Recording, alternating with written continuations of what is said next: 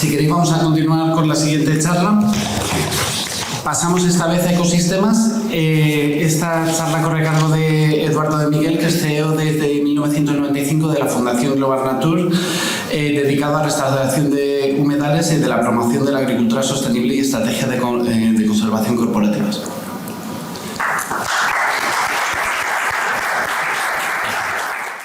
Como yo represento una ONG que nos dedicamos a restaurar, conservar y pegarnos de vez en cuando pues con políticos y demás, pues bueno, yo voy a intentar, además como me habéis traído un sábado por la mañana, digo, pues mira, voy a ser Me voy a vengar. Me voy a vengar y no voy a ser políticamente correcto. Y además yo venía con la armadura puesta, pensando que el anterior ponente pues iba a ser ornitólogo, ¿sabes? Me iba a hablar de peluches y cosas así. Y al final, gracias a Dios, me has traído un entomólogo. Y bueno, encantado con la charla que has dado. Y precisamente voy a retomar un poco desde el punto de vista que ha puesto sobre la mesa José Luis, ¿no? Además, dándole esa importancia precisamente a los invertebrados, ¿no? Bueno, como no vamos a hablar de todos los ecosistemas de Castilla-La Mancha, pues la presentación es un poco presentar nuestro libro, pero sobre todo destacar esos ecosistemas de los que nadie habla y que para nosotros son fundamentales, un poco los insectos, ¿no? En el mundo de lo que es la biodiversidad y de la fauna, ¿no? Bien, y este es el principal problema, y lo digo en serio, uno de los principales problemas con los que nos estamos enfrentando en este momento en la conservación. Y esto es políticamente incorrecto, no sé si se está grabando o no, me da igual, ¿vale? Pero ya para lo que me queda en el convento, pues yo lo suelto. Entonces, bueno, aquí tenemos un problemón de percepción de lo que hay que conservar y lo que no hay que conservar. Un poco al hilo de lo que decía José Luis, ¿no? Tenemos un problemón, por ejemplo, y es un ejemplo nada más, de los gatitos y de la preservación de las colonias de gatos que están acabando con la biodiversidad en todos los entornos urbanos. Os diré que, por ejemplo, se calcula que en el Parque Nacional de Cabañeros tenemos como 10 gatos monteses, nada más, y estamos protegiendo todas las colonias de gatos de alrededor, todos los pueblos de alrededor, que se están bastardeando las poblaciones de gatos. Pero es que además es que los gatos son muy monos, son más bonitos, pero en cambio las ratas no. La rata es un bicho feo, pero ojo, la rata puede ser tan inteligente como un gato. Entonces, ¿por qué conservamos gatos y no conservamos ratas? Cuando podemos tener las ratas perfectamente como grandes mascotas, ¿no? Y entonces ahí está la pregunta, en inglés queda mejor, pets or pest, ¿no? Que es una mascota y que es una peste, ¿no? Que es una plaga. Y a la hora de conservar, pues lo mismo. Es decir, estamos conservando peluches, tenemos un problema de mascotismo, ¿de acuerdo? Osos pardos hay en un montón de países de Europa. Hay en Rusia, hay en todo el norte de Europa, hay en España, hay en Italia, hay en Francia. Sus poblaciones van para arriba, hay en Estados Unidos, en Canadá. Pero la cefalota dulcinea solamente está en Castilla-La Mancha. O sea que me he adelantado, trayendo esta vez. Hemos tenido telepatía. Entonces es un endemismo asociado a estas estepas salinas, cerca de humedales salinos, y como esta especie tenemos otras muchas, pero evidentemente si yo voy a Iberdrola, a Red Eléctrica, a la Fundación Mafre a pedirle dinero para un proyecto, me lo va a dar para el oso pardo, no me lo va a dar para la cefalota dulcinea, porque es un bicho para ellos repugnante, ¿vale? Que no tiene ningún sentido conservar. Entonces, aquí tenemos el principal problema. Entonces, como no voy a seguir hablando de bichos, sino de ecosistemas, que es para lo que he venido, esto mismo nos está pasando en Castilla-La Mancha con los ecosistemas. Evidentemente, y retomándolo con la primera presentación, con todo el problema que tenemos del agua en La Mancha, que es real, ¿de acuerdo? Los esfuerzos o las críticas o la visión se ha centrado exclusivamente en 2-3 grandes tipos de ecosistemas en Castilla-La Mancha, que es las tablas de Daimiel y el acuífero 23 y 24, que evidentemente son grandes ecosistemas y tenemos grandes problemas, pero también muy desenfocados por el problema económico que trae la falta de agua para riego y para abastecimiento público. Esta es una foto pues bastante graciosa, ¿no? De la gente bañándose, que a lo mejor era más feliz ahí en el río, y como está en este momento, ¿de acuerdo? y bueno, pues la sobreexplotación de los acuíferos que tenemos en la Mancha Central. Pero incluso a la hora de hablar de acuíferos, todo está centrado en el Parque Nacional de las Tablas de Daimiel. El Cigüela es una de las grandes joyas ecológicas de este país, no solamente de Castilla-La Mancha, totalmente destrozado, y que tenía no solamente esta llanura de inundación, sino la junta de los ríos en el Alcázar de San Juan, donde se junta el Cigüela con el Záncara, donde teníamos la llanura de inundación de la zona del Taray, donde se junta el Cigüela con el Riánsares, etc. Es decir, todas esas llanuras las hemos perdido, no ha pasado absolutamente nada porque no son las tablas de Daimiel, y lo que hemos hecho ha sido cargarnos el acuífero que alimentaba el Cigüela y aparte dragar el Cigüela desde el propio ministerio para que el agua, cuando rebosaba, no inundara esos humedales artificiales que se utilizaban para caza, ¿de acuerdo? O sea, esa ha sido la maravillosa solución. Pero bueno, aparte de eso, tenemos, por ejemplo, que el siguiente o los siguientes ecosistemas importantes, entre comillas, que vemos en Castilla-La Mancha son pues las serranías de Cuenca, ¿de acuerdo? Todas esas montañas, porque claro, son montañas y están forestadas, ¿no? Entonces, es la visión un poco paisajística que tenemos de los ecosistemas. Pero este es el listado de los ecosistemas, de los hábitats, prioritarios que tiene Castilla-La Mancha y que están incluidos en la Directiva de Hábitats, la Directiva Europea Hábitats. Pensad que no están todos los ecosistemas que tiene Castilla-La Mancha, sino solamente los que se consideran, he puesto aquí en este listado los que se consideran prioritarios, ¿de acuerdo? Y veréis que no son los bonitos, o los que la gente entiende como bonitos, de acuerdo, me parecen preciosos, ¿de acuerdo?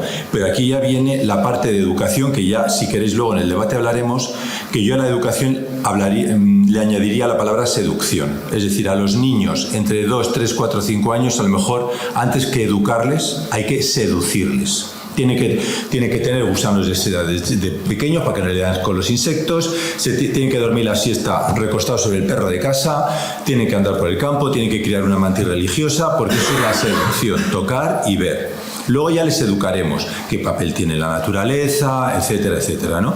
Entonces, esa parte es fundamental. Y lo mismo que seducimos o tenemos que seducir con especies, tenemos que seducir con ecosistemas. Y decir, lo bonito no es solamente el bosque de sabinas, sino también lo bonito son las estepas salinas que tenemos en La Mancha. Bueno, he puesto en negrita aquellos ecosistemas en los que la Fundación Global Nature trabaja más en Castilla-La Mancha, o trabaja prioritariamente. Y esto es un reto. O sea, para nosotros no trabajar en el oso, en el lince, nos supone un esfuerzo brutal, porque saca dinero para estos ecosistemas.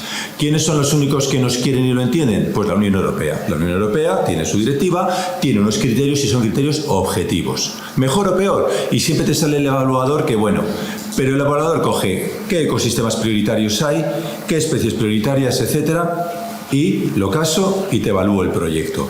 El problema es que España, cuando se redactaron estas directivas, no supo meter todas las especies, por ejemplo, de insectos en los anexos, ¿vale? Mientras que otros países sí, metemos los grandes peluches como siempre, pero no metemos ni hábitats ni insectos, que son muy importantes para nosotros como prioritarios. ¿Te puedo interrumpir? Sí, sí. No sé si es políticamente correcto hacer esto. Si es que no sabemos ni lo que tenemos. Tenemos un desfase con respecto al conocimiento que tienen otros países europeos brutal, bestial. No, ahora contaré que en los proyectos que estamos desarrollando estamos describiendo nuevas especies gracias a estos proyectos.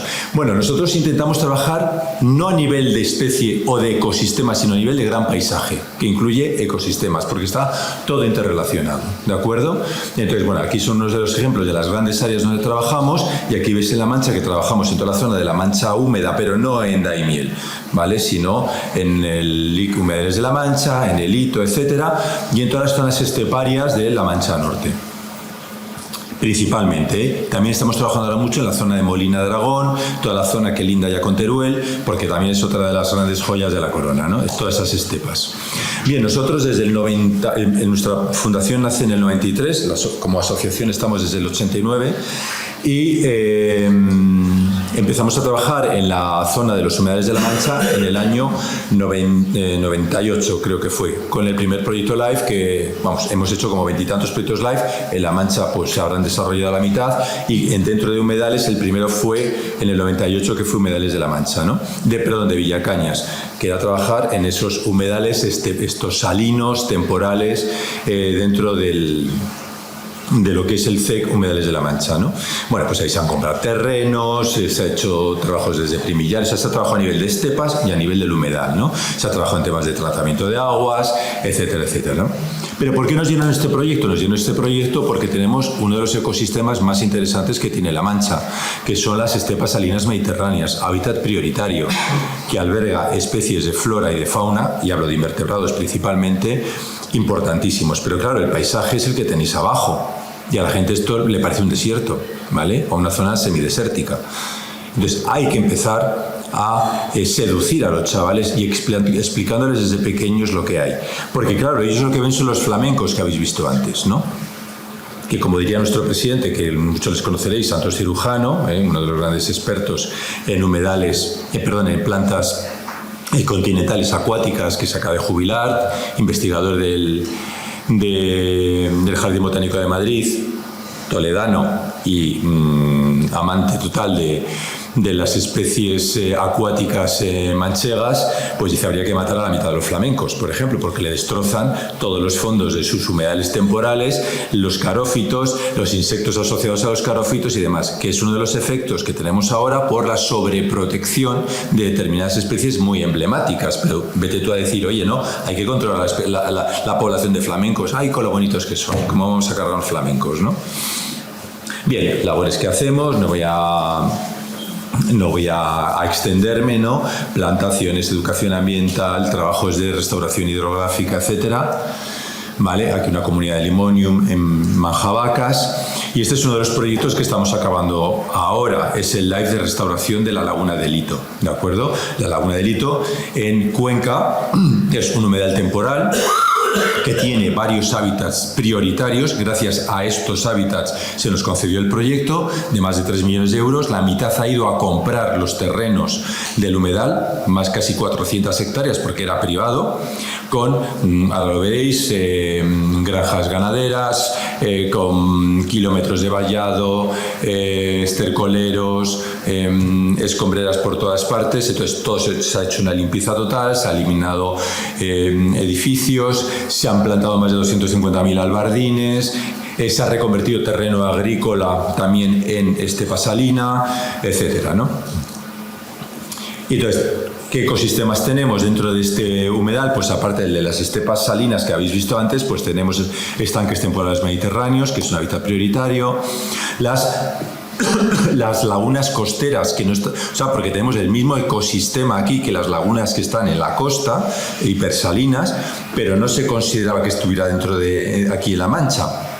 Hemos tenido que luchar mucho con la comisión, ¿de acuerdo? Hemos hecho, como he dicho, tenemos un vivero en Villacañas donde hemos producido estos 250.000 plantones y estamos trabajando con especies únicas, ¿de acuerdo?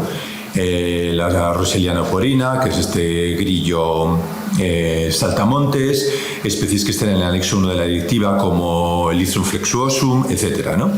La Brachinecta orientalis, que es esta artemia, que hay muy pocas poblaciones, pues existe aquí. Y esto ha sido casi más importante de cara al evaluador que las grullas. Tenemos la segunda zona de invernada la segunda colonia más importante de invernación de grulla después de Gallo Canta en el centro peninsular, ¿no? Claro, la gente va a ver la grulla. Y si te dan pasta para cofinanciar el proyecto algunas entidades privadas es por las grullas, porque es muy mono, ¿vale? Ver las grullas al atardecer, pero lo importante es lo que he puesto detrás. Esa es la biodiversidad importante, ¿no? Y bueno, pues con el equipo de Mario García París, pues está describiendo 2 nuevas especies de insectos. Se acaba de describir una nueva especie de gramínea, ¿de acuerdo? Que solamente estaba ahí. Ha reaparecido una población de Limonium soboliferum, que se consideraba extinta, no se encontraban poblaciones. Y todo esto gracias al proyecto, ¿no? Aquí tenéis en verde todo lo que se ha comprado. En rojo es un proindiviso que es muy difícil comprarlo, pero como ya está declarado como agua, lo hemos dejado.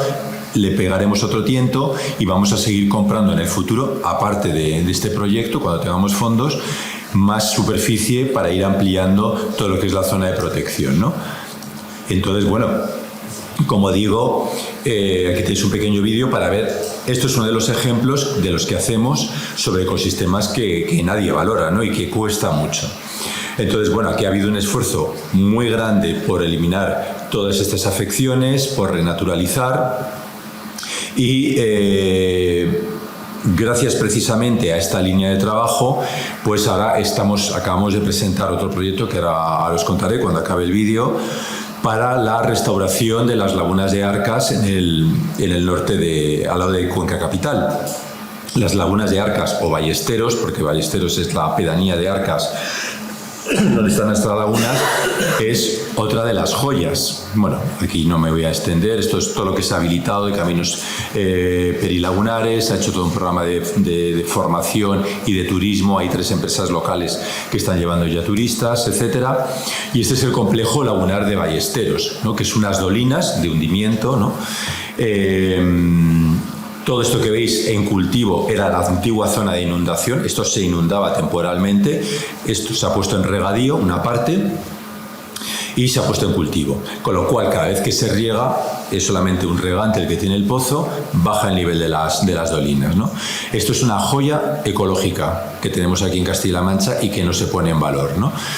Se ha redactado un proyecto para, vamos a ver, esto se resuelve en el 2025, para comprar toda la superficie agraria. Todos los propietarios nos han hecho una oferta preliminar, con lo cual, si sale, es bastante factible que lo podamos recuperar, incluido el señor que tiene el pozo, que lo vende carísimo, pero no es de igual, se lo paga Bruselas, pues ya está. Oye, dinero que viene para nosotros, ¿no? Para Castilla-La Mancha. Pues si este señor se forra, pues ya comprará y irá al supermercado y distribuirá el dinero. La cuestión es que también tienes que luchar con los típicos, ya se va a forrar este que tiene aquí el regadío y tal. Y bueno, pues que se forre. ¿Qué más te da si te lo están pagando? De verdad. Pero bueno, entonces, ¿qué ocurre? Que aquí teníamos un ecosistema que no estaba descrito para España, que es el de los lagos y lagunas kársticas sobre yesos, porque la mayor parte de lagunas y lagos están sobre carbonato cálcico. Estos son dolinas de hundimiento que están sobre yesos, y esto es un ecosistema muy muy raro que tenemos aquí en Castilla-La Mancha, la zona de la Serranía de Cuenca, estos pequeños ejemplos, más hay en Eslovenia y bueno, un país más. Hay algo también en Andalucía, en el Pirineo, pero es muy escaso, ¿de acuerdo? Entonces, el equipo de Valencia de Antonio Camacho, con el que hemos trabajado, de la Universidad de Valencia, describió este ecosistema para España. Y bueno, uno de los trabajos que haremos en este live es poner en valor, hacer este lobby político, incidencia política, para poner en valor este ecosistema también en España, ¿no? Por supuesto, asociado a esto, como tú dices, seguro que hay un montón de especies, insectos y tal que nadie ha estudiado, y hemos metido precisamente pasta para intentar saber algo más de lo que hay ahí, que estamos seguros que seguiremos. Otro ecosistema que la gente dice, bueno, pero aquí nadie va a plantar nada, que son la vegetación gipsícola ibérica. O sea, estos cortados que hay en Madrid, que hay tal, todos estos yesos son otra de las joyas de la corona, con un montón de especies, ¿vale? Pero es que nos hemos dedicado a plantarlas de pinos porque nos creíamos que era un ecosistema degradado, etcétera, etcétera, ¿no? Y hay que ponerlo también en valor. Las turberas calcáreas Masiega, en esta zona de Arcas tenemos, alrededor de estos humedales había grandes plantaciones, masas de Masiega, como la hay en Daimiel. Se han reducido mucho, es otro de los hábitats prioritarios que tenemos. Esto es Arcas, esto es un poco la situación de Arcas, para que veáis. Veamos, no me da. Y luego tenemos también proyectos en la zona de la Sierra de Cuenca. Uno de ellos es el proyecto Reconecta, que se junta, bueno, lo ha liderado Asfoso, la Asociación de Propietarios Forestales de Soria. Está ahora en marcha y se desarrolla en Soria, Cuenca y Teruel, para intentar saber quiénes son los propietarios de los montes. O sea, el problema es que seguro que vosotros sois propietarios de montes y no lo sabéis. Desde la desamortización, todos estos propietarios, muchos pueblos volvieron a comprar sus montes, pero la gente ha emigrado. Entonces, a lo mejor hay montes con cerca de 400 propietarios que están dispersos por toda España. Entonces, el proyecto lo que intenta es volver a crear juntas gestoras de estos montes para ponerlos en valor, porque si no tenemos eso no podemos ponerlos en valor, recuperar ganadería, recuperar diferentes usos a través de acuerdos de custodia, etcétera, etcétera, ¿no? Ya hay una asociación como tal, Asfoso, en Soria, que trabaja muy bien y queremos replicarlo esto en Cuenca y en la zona de Teruel. Y por supuesto aquí tenemos unos sabinares impresionantes y bosques muy interesantes, pero siempre estamos viendo el ecosistema, no vemos el problema intrínseco que tienen estos ecosistemas de propiedad y de gestión, ¿no? Y luego quería hablar de los ecosistemas agrarios, porque aquí todos hablamos de como de ecosistemas seminaturales, ¿no? A ver, otras de las joyas de la corona, y aquí ya voy a hablar de peluches, ¿vale? Son las aves esteparias, mucho más amenazadas que los opardos, por ejemplo, ¿de acuerdo?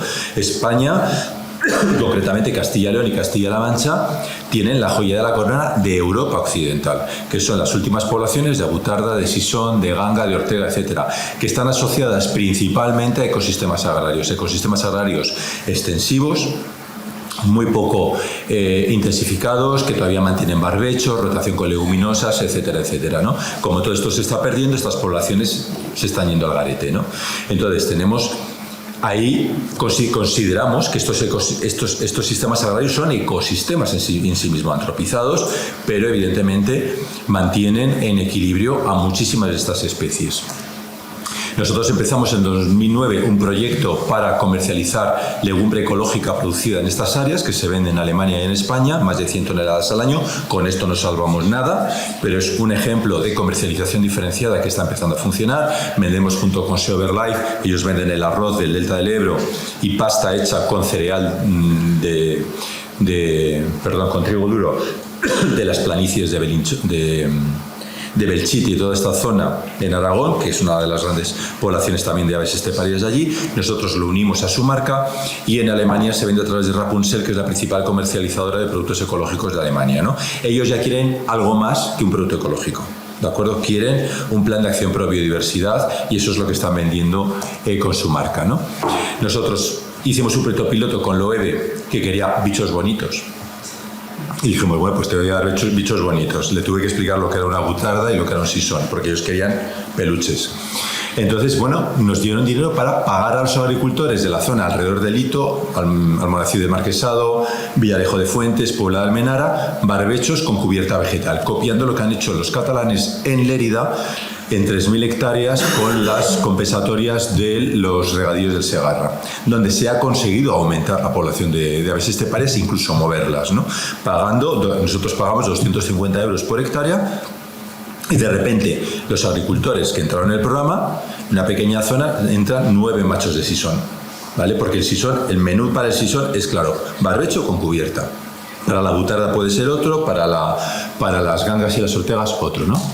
Y esto ahora hemos conseguido también convencer a los servicios técnicos de Cuenca, que son, sinceramente les tengo que agradecer que piensen y que realmente se lo crean, coger a las 6 promotoras de renovables que hay de fotovoltaicas, que es una salvajada, pero es lo que hay, entre Belinchón y Tarancón, ¿de acuerdo? Alrededor de la Nacional 3.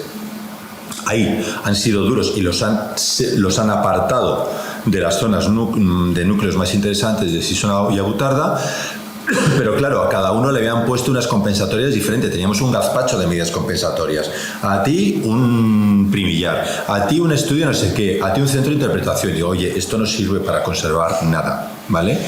¿Por qué no hacemos una única medida, cambiamos el paisaje y por favor les pedimos a todos lo mismo? Y dijeron, efectivamente, venga, adelante. Total, les han obligado a contratar con nosotros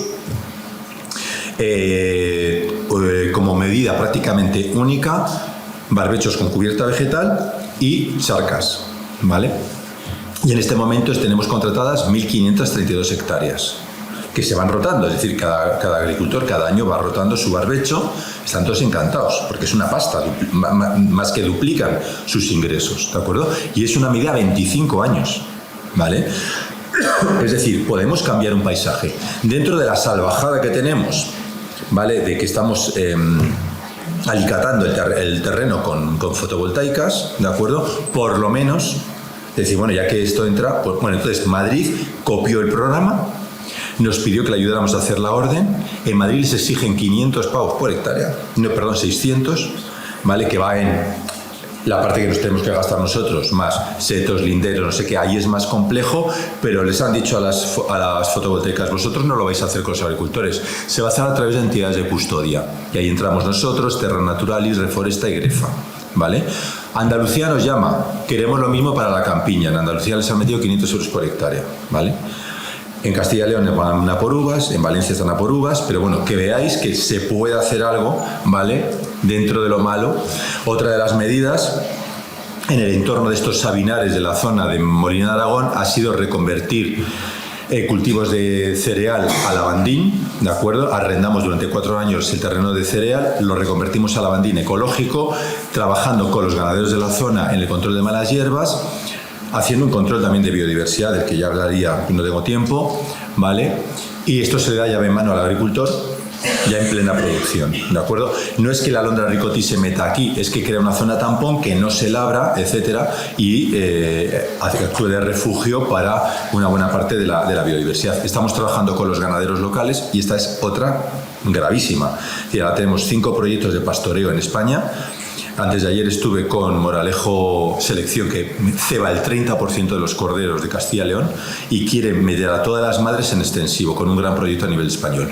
Entonces sería un salto cualitativo, pero es que les está pensando incluso en comprar aquí 3 rebaños en esta zona de Molina, en colaboración con nosotros, ¿no?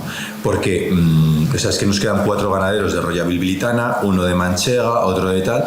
Donde hay ganado, hay alondra ricoti. Donde no hay ganado, desaparece.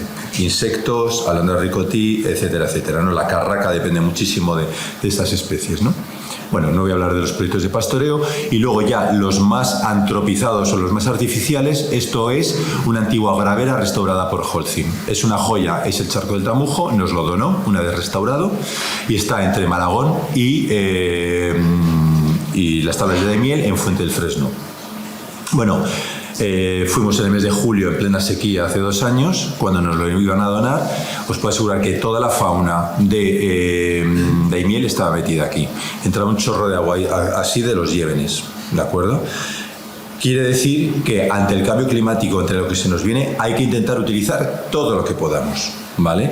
Es decir, podemos ser todo lo puristas que queramos, pero cuando hablamos de restauración de graveras y demás, a lo mejor hay que pensar en crear nuevos puntos de agua, porque hemos perdido más del 50% de nuestros humedales. Entonces es necesario pensar también en estos como ecosistemas alternativos y en modelos que estamos trabajando ya, que es la compensación de la huella hídrica de carbono. Y con esto acabo. Esto es Soto Gutiérrez, es otra gravera que se inunda, pero en Madrid, pero que en el Parque del Sureste, pero que se llama La Doñana de Madrid, y que está así Overlife siempre con sus pajaritos y tal, pero el dueño tiene un plan de restauración que la tiene que llenar de tierra, vamos. Al final, con dinero de compensación de huella hídrica de Meta y Microsoft, que sabéis que van a crear los centros de datos estos de Talavera que evaporan 1 millón de metros cúbicos de agua al año, ojito. Tampoco es tanto, es lo 1000 metros cúbicos en 1000 hectáreas, o sea que si comparamos con los regadíos de la zona, tampoco hay que cortarse las venas, ¿de acuerdo? Pero bueno, la cuestión es que ellos quieren compensar esto en la cuenca del Tajo con un proyecto similar. Encontramos este proyecto. El viernes compramos todo esto al propietario, ya tenemos la autorización de Madrid para dejarlo como humedal, ¿de acuerdo? Tenemos la concesión de agua del Jarama, etcétera, etcétera, con lo cual haremos este humedal alternativo. Otro ecosistema artificial, lo que queráis, podemos discutirlo, puede ser parte del debate, ¿no? Pero es que no tenemos otra. Y también acabamos de acabar el proyecto Wetlands for Climate, que se ha desarrollado una metodología para que los humedales españoles para medir cuánto carbono fijan los humedales temporales mediterráneos. Pensad que la directiva europea el reglamento marco para el mercado voluntario de carbono recogía las turberas como elementos capaces de fijar carbono por el lobby del norte de Europa. Nos ha costado Dios y ayuda que se cambie turbera por humedales. Parece una chorrada, pero hicimos lobby en el Parlamento Europeo, se ha conseguido cambiar y así podemos meter nuestros humedales. Se ha demostrado que los humedales, sobre todo los salinos, son capaces de fijar bastante carbono porque la salinidad inhibe a las bacterias metanogénicas, las que producen metano. Entonces, para que os hagáis una idea, que queremos extender a Castilla-La Mancha en el Prat, en el Marjal del Moro, en Sagunto, y ya hay 2 empresas del polígono industrial de Sagunto que van a comprar 40 toneladas de carbono, pagándonos para restaurar el humedal. Tenemos a Naturgy que compra otras 20, Ecoalf compra 3, es decir, y son carísimas porque lo que hemos hecho es, esto es lo que cuesta restaurar el humedal de aquí a 10 años, esto es lo que fijamos, el crédito de carbono cuesta 400 pavos en el mercado voluntario. Y dicen, nos da igual, porque con esto yo estoy también compensando la huella sobre biodiversidad y aparte de la de carbono, ¿no? Con lo cual ya las empresas están bastante lanzadas, ¿vale? Y muchas gracias y perdonad si me extendí.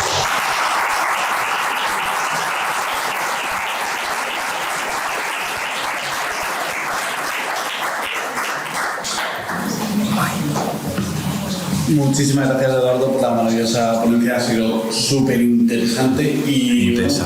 Me gustaría también agradecer el nivel técnico que está teniendo el Congreso porque está siendo maravilloso. ¿Hay alguna pregunta que queráis hacer? Pues sí. Hay alguna pregunta sobre las fotovoltaicas. ¿Hay alguna manera de compensar debajo de los paneles que pudiera ser ecológicamente aceptable o es inviable desde el punto de vista técnico? No, sí se puede. A ver, primero está el concepto de la jerarquía de la mitigación que en este país se ha olvidado. ¿Vale? La jerarquía de la mitigación es, primero voy a intentar evitar hacer un impacto, que sería, vamos a disminuir el consumo energético de este país, porque aquí se están iluminando las autopistas alrededor de Madrid a 100 kilómetros a la redonda, ¿vale? Con lo cual vamos a disminuir el consumo. Segundo, vamos a intentar llenar todos los tejados de este país de placas fotovoltaicas, por ejemplo, ¿vale? O sea, porque imagínate llenar todos los tejados de la T4 en Madrid, del aeropuerto, etcétera, etcétera, ¿vale? Cuando ya veamos lo que nos queda, vamos a empezar a poner parques, ¿no? Pero no ha habido un planeamiento en este país, ¿vale? Esto es lo primero. Y luego, lo que tú tienes que hacer es mitigar el impacto, que es lo que tú estás hablando, es decir, dentro de lo que es el parque fotovoltaico, debajo nosotros estamos intentando incidir para que se gestione claro, tienen que cargarse las malas hierbas por problemas de incendios y demás, que metan ganado, que pastoree ganado, allí donde las placas pueden estar altas, que no utilicen evidentemente glifosato, herbicidas y demás, y puede ser un buen refugio para insectos, etcétera. Hay muchas zonas con una agricultura intensiva que se ha sustituido por fotovoltaicas, puede ser, curiosamente, un refugio para algunas especies. Dicho esto, luego aparte ya tienes que compensar, o sea, esto es mitigar el efecto, o sea, que sea lo menos malo. Y luego tienes que compensar lo que tú has ocupado, ¿de acuerdo? Entonces son diferentes niveles que en este país no se piensa. Y luego cada comunidad autónoma va por libre, ¿vale? Y bueno, aquí aparte se graba esto. ¿Qué está grabando? Luego te lo digo en el café. Exactamente, luego en el café. O sea, te diré, nosotros nos hemos tenido que ir del maestrado con amenazas físicas, ¿eh? Con eso te digo todo. Hasta yo. Perfecto. Pues si queréis lo dejamos para la mesa redonda, que también hablaremos mucho de la irracionalidad de las medidas compensatorias que muchas veces y de la disparidad de peticiones que os hacen. Y nada, tuvimos Eduardo de Miguel, muchísimas gracias por venir. Tuvimos la oportunidad de verlo de una charla que dio en la Fundación, en la Universidad de Castilla-La Mancha. Y no solo un hombre muy sabio, concienciado y además que está haciendo una labor en Castilla-La Mancha maravillosa, sino que también es un divulgador científico maravilloso. Así que muchísimas gracias.